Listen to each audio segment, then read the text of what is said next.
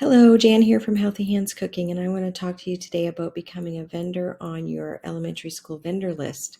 Quite often, schools will be looking for things like after school programs or cooking clubs or in-house field trips, and these are things that you can offer by being on their list. They're going to be looking for your services. They're going to send you an email. They're going to ask you to submit a proposal. There's a lot of things I like about working with elementary schools. Besides already having a facility there and students there, you also get to know the parents and the principal and the teachers. You would usually come in for what they call semesters. So when you get a contract with a school, you might come in for a 10 to 12 week session, and then you get a little bit of a break. Maybe it's a winter break or a spring break. Then you come back for another 10 to 12 weeks and you get another break.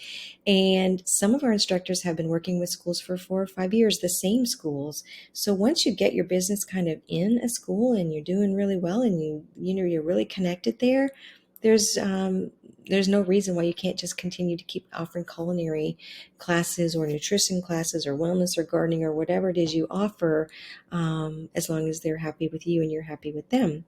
So those are all really good things, and it does also offers you opportunities to grow your business outside of elementary school. So as you get to know the parents and the students, perhaps you could start offering maybe cooking birthday parties at their homes, or you could offer summer camps, cooking summer camps, or you could offer other field trip type things or themed classes or things off-site. So it's a great way to have some repetitive business that already has a facility and places to go with the students already there, plus outside opportunities as well. So I'm going to show you what I've done in how to look up how to get on a vendor registry list and how to get situated on that. The first thing you're going to need to know is what county you're in. What county is your elementary school in? So take a look online and find out what counties your schools are in. And you can register for more than one county on the vendor list, but just be aware of where your schools are. You're going to head out to Google to see how to find out where your actual school county is. So for me, Beaufort County is where our elementary schools are in, and it's the Beaufort County. And make sure you add the words school district, not just Beaufort County vendor list, because you might get government in there as well. So you want Beaufort County School District list. So for you, whatever county you're in, so ABC County School District. Oops, let me add this. Vendor list. Oh my goodness, my little fingers. Vendor list. So Beaufort County School District vendor list. Yes. So ABC County School District vendor list. And here is the first one that pops up with the Beaufort County School District name in it. So I'm going to hit this. And this is going to take me to their website page. And you can see very easy vendor registration right here. Now let me stop right here and say you're going to click on Vendor Registry Portal and sign up as a vendor. But it's going to take you outside of this website. It's going to take you to another website called vendorregistry.com. Now, vendorregistry.com is a free software system or portal that almost all of the elementary schools use, but it's also used for government contracts and government business and other things. So it's this huge software program that companies use and schools use to find the vendors to come in to do work or add service or offer services or products to their organizations. You're going to be coming to a page that says, do you want to sign up for a free account, or do you want to, of course, upcharge to a state or national, which includes extra fees by the month? You only need the free version because you're going to be looking for schools within your county. But let's say you were a company that did work statewide, like maybe you're a plumbing company and you want to be on every single list statewide for every plumbing repair opportunity there is, whether it's schools or governments or whomever, then you would pay the subscription fee for state and you would get all of the state as well. There's a national charge as well. So free is good. Natalie Copeland, one of our instructors, is on the vendor registry list, and her bids came in and she didn't have to pay anything for them. And now she's working with several after school programs. So way to go, Natalie, and that's a great way to do it. Now, I already have an account set up, so I'm not going to click on here. I'm going to take you right to my account to show you how I've set mine up and how I look for opportunities within a school system in Beaufort County. So my vendor registry portal looks like this. And it starts with some tabs that you're going to be entering. So it's going to walk you through these pages to enter your information.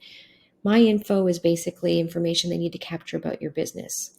If you took our training in module 1 or 2, I believe we talked about setting up your legal structure.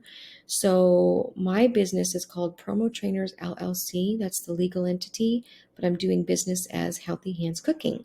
So online and in the marketplace and in the public view, I'm Healthy Hands Cooking, but my real company name is Promo Trainers LLC. So the way you've set yours up, whether it's a sole proprietor, maybe it's under your name, maybe it's under a company name, whatever, you're going to fill that all out on the My Info page.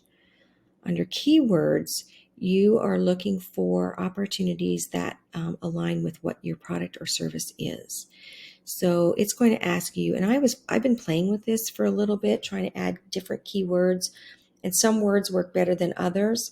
And once you add a keyword, which you put it in here and hit add, it's going to pop up in here. So for example, under cooking, there are currently right now within the counties that I've chosen to work with, there are 24 active bids for something to do with cooking, nutrition, wellness, gardening, health, after school spelt with 2 words, after school spelt with as 1 word, club, culinary.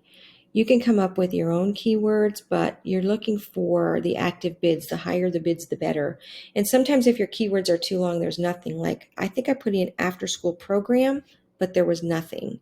And I think I've used things like after school club or, cooking classes.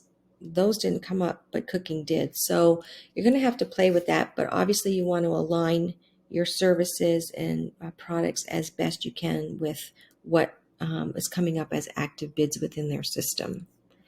Under products and services, that's the next tab under here. You can see my keywords are here. And then they have on their side of the system, they already have these categories that are already set up, and you're trying to align yourself with their categories as best you can so that you get the opportunities coming to your email. These may not be all of them, and this is where you want to spend the majority of your time, is trying to find the categories that best fit something that you can do for them. I put in cook and recipe books because we do offer lesson plans with the recipes already in them. We do offer the 8-hour core cooking program, which is an actual book, which includes all the recipes. So it is a cookbook and an educational book. I added for my company education and training consulting because I can go into a school and I can train teachers, instructors, parents, or people like home cooks to actually become certified in cooking and take them into the schools. So that's why I've added that. And instructors classes for the public. So let's say I wanted to go in and do, let's say, a talk on sugar and how sugar affects the body. Maybe that is some sort of seminar I could offer as a public service or a product. I also put in not for credit classes, seminars, and workshops because it's not aligned with another association. I'm not aligned with that, but I could offer not for credit classes. Under teaching and instruction services, I have put in elementary, secondary, and higher education and adult because we offer lesson plans for all ages from 2 to age 99. So we have college cooking programs, and we have toddler programs, and we have adult cooking programs, and we're all over the map. So I wanted them to know that my services could be in all of those areas. Under homemaker services, I put that in as well. Remember when we used to have home ec in schools? I think that's what the homemaker services are. So if they're looking for that, I think that's an appropriate category.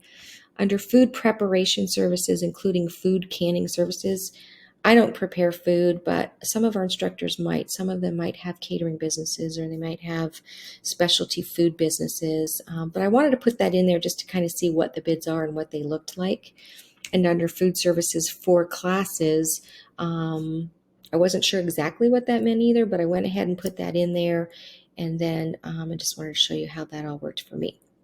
So I signed up with the Beaufort County school board maybe about 2 weeks ago. And I wanted to show you that the first thing you do is you get an email that says, thank you for registering. So I got this email. Well, let me, there's a date on here. So today's February 15th. This was January the 20th. So I received an email 3 weeks ago saying, congratulations, you are now a registered vendor with Beaufort County School District. And they're saying this is not approval or a work order or a purchase order, but they just want to verify that you are in their system. And now I know for sure that I'm good to go that I'm in their system. Now, after that, I ended up getting a solicitation in my email. Let me see if I can find that one. Solicitation from Beaufort County. So I signed up, I think, January 20th, and then I guess yesterday, February the 14th, this must have been, was an email saying they have an opportunity. Now, it's not a good fit for me, but I wanted to show you what this looked like. So the contact person from Beaufort County is this. The description is a food service management company services, a firm price per meal. Overview, the Beaufort County is soliciting bids for firms, food service management for price per meal. Responses are due by 4 p.m. on March 22nd. And more specific specifications can be found here electronically. I can just click and find more, and then I can contact Kaylee if I have questions. And here, bids, this is important, bids from minority and women business enterprises are strongly encouraged. So you can see that they're favoring those types of vendors in this opportunity. And of course, they have affirmative action and equal opportunity employer. So that would be something if it was for an after school program or cooking club or a gardening program or wellness or nutrition with the kids, I would definitely jump on. But since it's not, I'm not going to do that. I will tell you that we've had a lot of success with our instructors who offer our STEAM cooking lesson plans, because STEAM stands for science, technology, engineering, arts, math, and medical. And I popped over to our dashboard. So if you're a member with us and you have access to these lesson plans and zones, I wanted to show you really quickly one of the ones I used at Dutch Fork Elementary School last year, I believe, when I was teaching as in-house field trips. So although there's lots of categories, and under each category there's lots of different classes, STEAM cooking here has a fully built out after school program that includes leaders guides on how to do the activities, homework time, some movement time, some nutrition and wellness time, and some cooking time. And if you go down to the bottom, you see we've already have built out 109 different STEAM-based classes around the culinary, but through the lens of, science, technology, arts, etc. Using the Power of the Sun was the one that I did with Dutch Fork, and it worked out really well. And if you click here, you just can preview the activity guide. But I've already pulled it up because I wanted to show you kind of what this looks like and kind of the whole spectrum here. So this is what the actual, let me see if I can blow this up again, up a little bit. This is what the actual lesson plan looks like. So it's got objectives, activities, recommended recipes, what you need, class flow, how to make your solar powered oven, and teaches the teacher how to build it. So what we did with the students is we built solar ovens with them. And we pulled in other cultures too, why other cultures around the world rely on solar ovens, especially, let's say there are communities that are fleeing from an area, or they are tent communities and they need to have some way to kind of heat or cook food. And we talked about the history of solar ovens, and then we helped the students build these solar ovens basically out of pizza boxes and tin foil and a clear window, and just showed them how we also put that all together.